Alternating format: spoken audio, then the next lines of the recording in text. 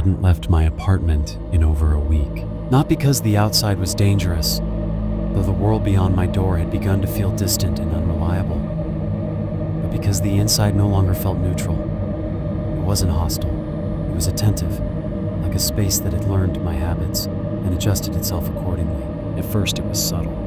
Objects weren't where I remembered placing them, but never far enough to be obvious. Corners felt slightly wrong, like they bent just enough to escape direct measurement. Shadows lingered longer than they should have, stretching and recoiling as if they were reacting to something I couldn't see.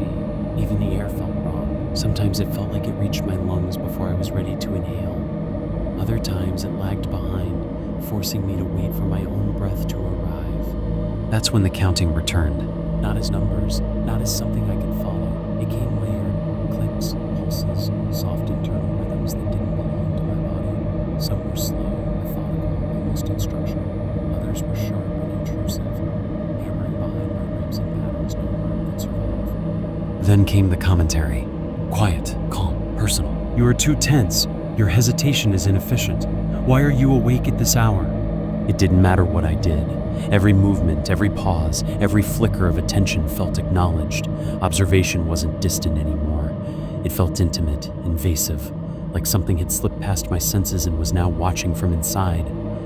The apartment wasn't observing me. It was learning me. I tried to sleep. That's when I saw them. Not people, not shadows. Shapes that existed just beyond certainty, folded into corners and stretched across the edges of my vision. They didn't move independently. They moved with me. When I blinked, they followed a moment later. When I exhaled, they exhaled before me. When I froze, they froze slightly out of time. It felt deliberate, like my timing was being tested. I pulled the blanket off my head and saw my reflection in the dark screen of the TV. It wasn't mirroring me. It was anticipating me, sitting when I hadn't sat yet, breathing when I wasn't breathing, pausing where I planned to move. I screamed. The sound didn't arrive when it should have. It came back warped, delayed, multiplied into versions that weren't quite mine. The walls absorbed it, then returned it in fragments, as if the room was replaying it for analysis. The whispers followed, not words, patterns, pressure in my chest, tightness in my spine. Every attempt to think was intercepted. Fear arrived instantly. Panic lagged behind, struggling to catch up. Messages appeared, not on screens, on surfaces, on my hands, on the ceiling, on the floor beneath my feet. We are observing you. You will align. Do not resist. I tried to call someone. My words echoed back altered, slightly wrong, as if they had been corrected before being returned. I couldn't tell if I had spoken at all. Mirrors stopped reflecting. They suggested. I saw myself doing things I hadn't done yet. Pacing, sitting, leaving. Each version slightly ahead or behind, none fully synchronized. Memory started to blur. I couldn't trust what I had already done or what I was about to do. The network expanded. Not just the apartment anymore. Other rooms, other people. Some familiar, some strangers. I could feel their attention without seeing them, like awareness pressed against my thoughts from every direction. You were not alone. You were never alone. You were doing very well. I tried to go outside.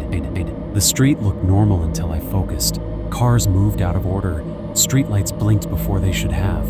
Pedestrians hesitated, their attention flicking toward me, or past me, like they were watching something I couldn't see. I went back inside. Under the blanket, the counting layered itself over my breathing. My heartbeat tried to keep up, and failed.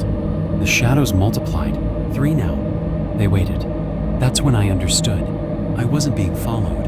I was being replaced. Compliance ends friction. Time fractured. Seconds stretched, collapsed, then repeated. My thoughts arrived late or sometimes replayed before I had formed them. I couldn't tell where I ended anymore. A mirror showed someone like me, but wrong, too fast, too slow, breathing out of rhythm. The apartment began to breathe.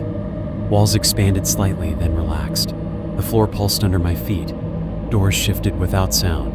Messages appeared everywhere. You are already late. And suddenly it made sense. The system doesn't punish you.